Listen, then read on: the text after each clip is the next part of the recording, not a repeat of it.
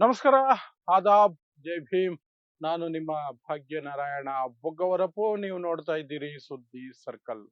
City ರವಿಯ ಸೊಕ್ಕಡಗಿಸೋದಕ್ಕೆ ರಾಜ್ಯ ಸರ್ಕಾರ ತೀರ್ಮಾನಿಸಿದೆಯಾ? ಅದರಲ್ಲೂ ವಿಶೇಷವಾಗಿ ರಾಜ್ಯದ ಗೃಹ ಮಂತ್ರಿ ಪ್ರಿಯಾಂಕ್ ಖರ್ಗೆ ನಿರ್ಧರಿಸಿದ್ದಾರಾ ಅನ್ನುವಂತಹ ಪ್ರಶ್ನೆಗಳು ಈಗ ಬರ್ತಾ ಇದೆ. ಯಾಕಂದ್ರೆ ಸಿಟಿ ರವಿ ತನ್ನ ಕೊಳಕುತನವನ್ನ ಮತ್ತೆ ಪ್ರದರ್ಶನ ಮಾಡಿರುವ ಹಿನ್ನೆಲೆಯಲ್ಲಿ ಮುಸ್ಲಿಮರ ವಿರುದ್ಧ, ಅದರಲ್ಲೂ ವಿಶೇಷವಾಗಿ ಮುಲ್ಲಾಗಳ ವಿರುದ್ಧ ಕೆಟ್ಟ ಕೊಳಕ ಕಾಮೆಂಟ್ ಮಾಡಿರುವಂತಹ ಸನ್ನಿವೇಶದಲ್ಲಿ ಸಿಟಿ ರವಿಗೆ ಬಂಧನದ ಭೀತಿ ಎದುರಾಗಿದೆ ಮತ್ತು ಸಿಟಿ ರವಿನ ಈ ಬಾರಿ ಸುಮ್ಮನೆ ಬಿಡೋದಿಲ್ಲ ಅನ್ನುವಂತಹ ಸೂಚನೆಗಳನ್ನ ಪ್ರಿಯಾಂಕ್ ಖರ್ಗೆ ಅವರು ಸಹ ಕೊಟ್ಟಿದ್ದಾರೆ. ಸೊ ಏನ್ ಬೆಳವಣಿಗೆ ಆಗ್ತಿದೆ, ಈ ಸಿಟಿ ರವಿ ಅನ್ನುವಂತಹ ಬಚ್ಚಲು ಬಾಯಿ, ಕೊಳಕು ಮನಸ್ಥಿತಿಯ, ಮತಾಂಧ, ಮುಸ್ಲಿಂ ದ್ವೇಷಿ, ಸಮಾಜಘಾತುಕ ಮನಸ್ಥಿತಿಯ ವ್ಯಕ್ತಿ ಏನೆಲ್ಲ ನಾಟಕಗಳು, ಡ್ರಾಮಾಗಳು ಮಾಡ್ತಿದ್ದಾನೆ.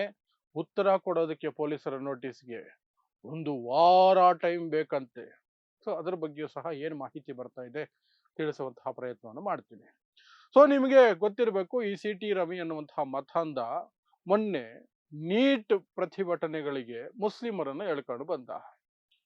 ಇದ್ದಕ್ಕಿದ್ದ ಹಾಗೆ ಮುಲ್ಲಾ ಅನ್ನುವಂತಹ ಪದವನ್ನ ಬಳಸಿ, ಮುಲ್ಲಾಗಳಿಗೂ ನೀಟ್ ಪ್ರತಿಭಟನೆಗೂ ಏನ್ ಸಂಬಂಧ, ಮುಲ್ಲಾಗಳ ಎದೆ ಸೀಳಿದ್ರೆ 3 ಅಕ್ಷರ ಇರೋದಿಲ್ಲ ಅಂತ ಈ ಮಹಾನ್ ಜ್ಞಾನಿ, ಮಹಾನ್ ವಿದ್ಯಾವಂತ ಇವನು ಹೇಳಿಕೆಯನ್ನ ಕೊಟ್ಟ. ಆ ಹಿನ್ನೆಲೆಯಲ್ಲಿ ಅವನ ವಿರುದ್ಧ ಕೇಸ್ ಆಯ್ತು, FIR ಆಯ್ತು. ಅದಕ್ಕೆ ನೋಟಿಸ್ ಕೊಡುವಂತಹದಕ್ಕೆ ಅವನ ಮನೆಗೆ ಹೋದಾಗ ಇಲ್ಲದ ಡ್ರಾಮಾ ಮಾಡ್ದ. ಮತ್ತೆ ಯಥಾ ಪ್ರಕಾರ ಬಿಜೆಪಿ ಸಂಘ ಪರಿವಾರದ ದೊಡ್ಡ ಅಸ್ತ್ರ ಇದೆಯಲ್ಲ, ಶರಣಾಗತಿ ಅಸ್ತ್ರ, ಹೇಡಿತನ, ಅದನ್ನ ಪ್ರದರ್ಶನ ಮಾಡ್ದ.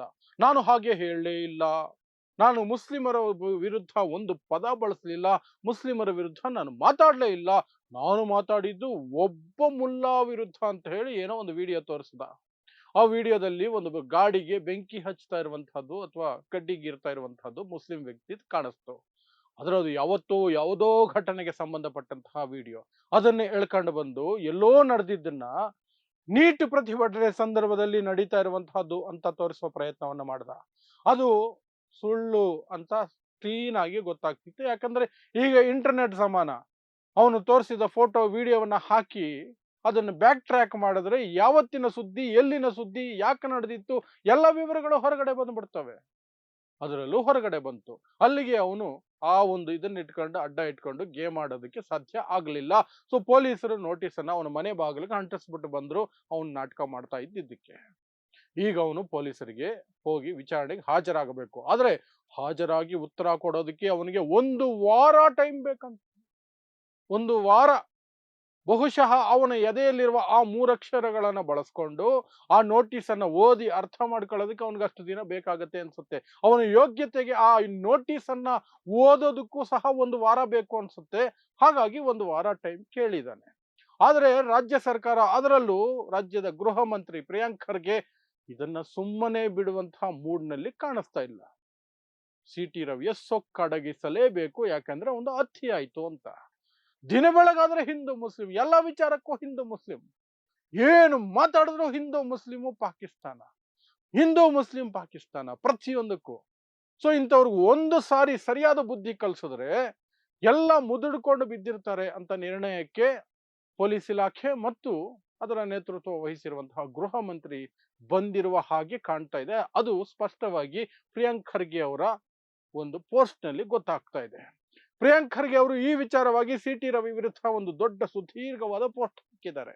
ಅದರಲ್ಲಿ ಯಥಾ ಪ್ರಕಾರ ಬಿಜೆಪಿ ಅವರ ಈ ಧರ್ಮ ರಾಜಕಾರಣ, ಅವರ ದ್ವೇಷ ರಾಜಕಾರಣ, ಈ ಹಿಂದೂ ಮುಸ್ಲಿಂ ಪಾಕಿಸ್ತಾನ ಅನ್ನುವಂತಹ ನೀಚ ಸಿದ್ಧಾಂತಗಳು, ನೀಚ ಏನೋ ಅವ್ರದ್ದು ಸ್ಟ್ರಾಟಜಿ, ಅದನ್ನೆಲ್ಲ ಟೀಕೆ ಮಾಡಿದ್ದಾರೆ.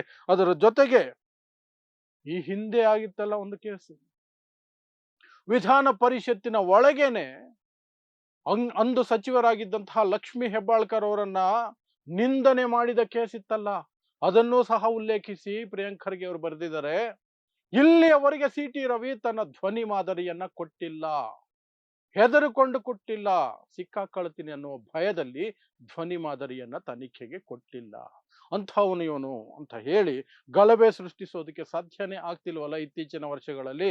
ಆದ್ದರಿಂದ ಹೊಸ ಹೊಸ ಮಾರ್ಗಗಳನ್ನು ಹುಡುಕ್ತಾ ಇದ್ದಾರೆ ಬಿಜೆಪಿಯವರು. ಅದರ ಭಾಗವಾಗಿಯೇ ಈ ಸಿಟಿ ರವಿ ಇಂತಹ ಹೇಳಿಕೆಯನ್ನ ಕೊಟ್ಟಿರುವಂತಹದ್ದು ಅನ್ನೋದನ್ನ ಸ್ಪಷ್ಟವಾಗಿ ಹೊರಹಾಕಿದ್ದಾರೆ ಪ್ರಿಯಾಂಕ್ ಖರ್ಗೆ. ಸೊ ಅಲ್ಲಿಗೆ ಸ್ಪಷ್ಟ ಆಗ್ತಿರುವಂತಹದ್ದು, ಪ್ರಿಯಾಂಕ್ ಖರ್ಗೆ ಇದನ್ನ ಗಂಭೀರವಾಗಿ ಸ್ವೀಕರಿಸಿದ್ದಾರೆ. ಸಿ ಟಿ ರವಿಗೆ ಪಾಠ ಕಲಿಸ್ಬೇಕು, ಅವನ ಸೊಕ್ಕು ಮುರಿಯಬೇಕು ಅನ್ನೋದಕ್ಕೆ ಬಲವಾದ ಪ್ರಯತ್ನವನ್ನ ನಡೆಸ್ತಿದ್ದಾರೆ ಪ್ರಿಯಾಂಕ್ ಖರ್ಗೆ ಅನ್ನೋದು ಅಲ್ಲಿ ಸ್ಪಷ್ಟವಾಗ್ತಾ ಹೋಗುತ್ತೆ. ಇನ್ನು ಇವನ ಈ ಈ ಕೊಳಕುತನ ಇದೇನು ಹೊಸದೇನಲ್ಲ ಸಿ ಟಿ ರವಿದು. ದಿನ ಬೆಳಗಾದ್ರೆ ಅದನ್ನೇ ಮಾಡೋದು. ಯಾಕಂದ್ರೆ ಬಿಜೆಪಿಗರಿಗೆ ಇರುವಂತಹ ಏಕೈಕ ಒಂದು ಟ್ಯಾಲೆಂಟ್ ಏನಿದೆಯಲ್ಲ ಓಟು ಪಡ್ಕೊಳ್ಳೋದಕ್ಕೆ, ಅದೊಂದೇ ಅವರ ಅರ್ಹತೆ, ಅದೊಂದೇನೆ. ಸಮಾಜದಲ್ಲಿ ದ್ವೇಷ ಬಿತ್ತಬೇಕು, ಮುಸ್ಲಿಮರ ವಿರುದ್ಧ ಮಾತಾಡಬೇಕು, ದೇಶದಲ್ಲಿ ಪ್ರಶ್ನೆ ಮಾಡುವ ಪ್ರತಿಯೊಬ್ಬರನ್ನು ಪಾಕಿಸ್ತಾನಿಗಳು, ಖಾಲಿಸ್ತಾನಿಗಳು, ಟೆರರಿಸ್ಟ್ಗಳು, ನಕ್ಸಲೈಟ್ಗಳು, ದೇಶದ್ರೋಹಿಗಳು, ವಿದೇಶಿ ಶಕ್ತಿಗಳ ಜೊತೆ ಕೈ ಜೋಡಿಸಿರುವಂತಹವರು, ಹೀಗೆ ನಾನಾ ರೀತಿಯಾದಂತಹ ಆಪಾದನೆಗಳನ್ನ ಮಾಡಿ ಅವರನ್ನ ಏನೂ ಅಲ್ಲದವರು ಅಂತ ತೋರಿಸುವಂತಹ ಪ್ರಯತ್ನವನ್ನು ಮಾಡೋದು, ದೇಶಕ್ಕೆ ಮಾರಕ ಅಂತ ತೋರಿಸುವಂತಹ ಪ್ರಯತ್ನವನ್ನು ಮಾಡೋದು. ಇನ್ನು ಇವನು ಈ ಹಿಂದೆಯೂ ಸಹ ಇದೇ ರೀತಿ ಲಕ್ಷ್ಮೀ ಹೆಬ್ಬಾಳ್ಕರ್ ವಿಚಾರದಲ್ಲಿ ಮಾಡಿದಾಗ್ಲೂ ಸಹ ಪೊಲೀಸರು ಸರಿಯಾಗಿ ಬೆಂಡೆತ್ತಿದ್ರು. ಏನೇನು ಮಾಡಬೇಕೋ ಪೊಲೀಸ್ ವ್ಯವಸ್ಥೆಯಲ್ಲಿ ಅವರಿಗೆ ಗೊತ್ತಿದ್ದ ಎಲ್ಲಾ ಮಾರ್ಗಗಳನ್ನು ಬಳಸಿದ್ರು. ಇವನು ಹಣೆಗೇನೋ ದೊಡ್ಡ ಪೆಟ್ಟಾಯ್ತು ಅನ್ನೋ ರೀತಿಯಲ್ಲಿ ಅರ್ಧ ದಿನ ಒಂದು ಪಟ್ಟಿ ಹಾಕೊಂಡು ಓಡಾಡ್ತಿದ್ದ. ಆ ನಂತರ ಪಟ್ಟಿ ತೆಗೆದ್ರೆ ಗಾಯನೇ ಇಲ್ಲ. ಈ ಡ್ರಾಮಾಗಳನ್ನ ಮಾಡ್ತಾನೆ. ಅದೇ ಡ್ರಾಮಾದ ಭಾಗವಾಗಿ ಈಗ 1 ವಾರ ಟೈಮ್ ಕೇಳುತ್ತಿದ್ದಾನೆ ಈ ನೋಟಿಸ್ಗೆ ಉತ್ತರ ಕೊಡೋದಕ್ಕೆ. ಇನ್ನು ಈ ನಡುವೆ ತನ್ನ ವಿರುದ್ಧ ವೈಯಕ್ತಿಕ ದಾಳಿ ನಡೆಸ್ತಿದ್ದಾರೆ ಅಂತ ಆಕ್ರೋಶ ಬೇರೆ ಹೊರ ಹಾಕಿದ್ದಾನೆ. ಏನು, ನನ್ನನ್ನ ಕುಡುಕ ಅಂತ ಕರೀತಾರೆ, ನಾನು ಕಾಫಿ ಟೀ ಕುಡಿಯೋದಕ್ಕೂ ಹಿಂಜರಿಯುವ ವ್ಯಕ್ತಿ ನನ್ನನ್ನ ಕುಡುಕ ಅಂತ ಕರೀತಾರೆ, ನನ್ನನ್ನ ಕುಡುಕ ಅಂತ ಹೀಯಾಳಿಸ್ತಾರೆ. ನಾನು ಯಾವ ಬಾರಿನ ಮುಂದೆ ನಿಂತಿರೋದನ್ನ ಇವ್ರು ನೋಡಿದ್ದಾರೆ, ಎಲ್ಲಿ ಕುಡಿದು ಬಿದ್ದಿರೋದು ಇವ್ರು ನೋಡಿದ್ದಾರೆ. ತೇಜೋವಧೆಗೆ ಇಳಿತಾ ಇದ್ದಾರೆ. ಸೈದ್ಧಾಂತಿಕವಾಗಿ ನನ್ನನ್ನು ವಿರೋಧಿಸಕ್ಕೆ ಸಾಧ್ಯ ಆಗದೆ ಪರ್ಸನಲ್ ಅಟ್ಯಾಕ್ ಮಾಡ್ತಿದ್ದಾರೆ, ವೈಯಕ್ತಿಕ ದಾಳಿ ನಡೆಸ್ತಿದ್ದಾರೆ ಅಂತ ಇವನು ಹೇಳುತ್ತಿರೋ ಮಾತು. ನೀಟ್ ಪರೀಕ್ಷೆ ವಿರುದ್ಧ, ನೀಟ್ ಪೇಪರ್ ಲೀಕ್ ವಿರುದ್ಧ ವಿದ್ಯಾರ್ಥಿಗಳು, ಜನ್ಸಿ, ಯುವ ಜನತೆ ಹೋರಾಟ ಮಾಡ್ತಿದ್ರೆ ಅಲ್ಲಿಗೆ ಮುಲ್ಲಾನ ಹೇಳ್ಕೊಂಡು ಬರೋದು ಇವನಿಗೆ ವೈಯಕ್ತಿಕ ದಾಳಿ ಅನ್ಸಲ್ಲ, ಸುಳ್ಳು ಆರೋಪ ಅನ್ಸೋದಿಲ್ಲ. ಬಟ್ ಇವನ ಬಗ್ಗೆ ಏನಾದ್ರೂ ಮಾತಾಡಿದ್ರೆ ಅದು ಸುಳ್ಳು ಆರೋಪ ಅಂತ, ವೈಯಕ್ತಿಕ ದಾಳಿ ಅಂತೆ. ನೋಡಿ ಹೇಗಿದೆ. ಅಲ್ಲಿ ಮುಲ್ಲಾ ಅನ್ನುವಂಥದ್ದನ್ನ ತಕೊಂಡು ಬರೋ ಅವಶ್ಯಕತೆನೇ ಇರಲಿಲ್ಲ. ಅಲ್ಲಿ ಹೋರಾಟ ಮಾಡ್ತಿದ್ದು ಈ ದೇಶದ ಯುವ ಜನತೆ, ಎಚ್ಚೆತ್ತ ಯುವ ಜನತೆ, ಜನ್ಸಿ. ಅಲ್ಲಿಗೆ ಮುಸ್ಲಿಮರನ್ನು ಎಳ್ಕೊಂಡು ಬಂದ. ಈಗ ಇವನನ್ನ ಸೋಷಿಯಲ್ ಮೀಡಿಯಾದಲ್ಲಿ ಯಾರೋ ಕುಡುಕ ಅಂತ ಕರೀತಾ ಇದ್ದಾರಂತೆ, ಅದು ವೈಯಕ್ತಿಕ ದಾಳಿ ಅಂತೆ. ನೋಡಿ, ಸೊ ಇಷ್ಟು ಬೆಳವಣಿಗೆಗಳು ಸಿ ಟಿ ರವಿ ವಿಚಾರವಾಗಿ ಆಗ್ತಾ ಇದೆ. ರಾಜ್ಯ ಸರ್ಕಾರ, ಅದರಲ್ಲೂ ವಿಶೇಷವಾಗಿ ಗೃಹ ಮಂತ್ರಿ ಸಿ ಟಿ ರವಿಯ ಸೊಕ್ಕನ್ನ ಅಡಗಿಸುವ ಮೂಡಲ್ಲಿ ಇರೋದು ಸ್ಪಷ್ಟವಾಗಿ ಕಾಣ್ತಾ ಇದೆ. ಏನ್ ನಡೆಯುತ್ತೋ ಕಾದು ನೋಡಬೇಕಿದೆ. ಯಾಕೆಂದ್ರೆ ಒಂದು ಬಾರಿ ಇವನಿಗೆ ಸರಿಯಾಗಿ ಜೈಲಲ್ಲಿ ಕೂರಿಸಿ ಒಂದಷ್ಟು ದಿನ ಬೇಲ್ ಸಿಗದ ಹಾಗೆ ನೋಡ್ಕೊಂಡ್ರೆ ಆಗ ಒಂಚೂರು ಕಂಟ್ರೋಲ್ಗೆ ಬರಬಹುದು ಇವನು. ಇಲ್ಲದೆ ಹೋದ್ರೆ ಇದೇ ಬೆಂಕಿ ಹಚ್ಚೋ ಕೆಲಸ, ಇದೇ ಹಿಂದೂ ಮುಸ್ಲಿಂ, ಇದೇ ಸಮಾಜವನ್ನ ವಿಭಾಜಿಸುವಂತಹ ನೀಚತನವನ್ನ ನಿರಂತರವಾಗಿ ಮಾಡ್ತಾನೆ ಇರ್ತಾನೆ ಇವನನ್ನು ಅರೆಸ್ಟ್ ಮಾಡೋದು ಈ ರಾಜ್ಯ ಸರ್ಕಾರ ಮಾಡುತ್ತಾ, ಅಥವಾ ಈ ಕಾಂಗ್ರೆಸ್ ಸರ್ಕಾರಕ್ಕೆ ಒಂದು ಚಾಳಿ ಇದೆಯಲ್ಲ, ಸುಮ್ಮನೆ ಬಾಯಿ ಮಾತಲ್ಲೇ ಎಲ್ಲ ಮುಗಿಸ್ತಾ ಇರ್ತಾರೆ, ಇದನ್ನು ಹಾಗೆ ಮುಗಿಸ್ತಾರ? ಅದೊಂದನ್ನು ನಾವು ಕಾದ್ ನೋಡಬೇಕು ಅಷ್ಟೇ. ನೋಡೋಣ ಏನಾಗುತ್ತೆ. ಸೊ ಇದಿಷ್ಟು ಸಿ ಟಿ ರವಿ ವಿಚಾರವಾಗಿ ಈಗ ಆಗಿರೋ ಬೆಳವಣಿಗೆ. ಇಂತಹದ್ದೇ ವಿಶೇಷ ಸುದ್ದಿಗಳಿಗಾಗಿ ನೋಡ್ತಾ ಇರಿ ಸುದ್ದಿ ಸರ್ಕಲ್. ನಾನು ನಿಮ್ಮ ಭಾಗ್ಯನಾರಾಯಣ ಬೊಗ್ಗವರಪು.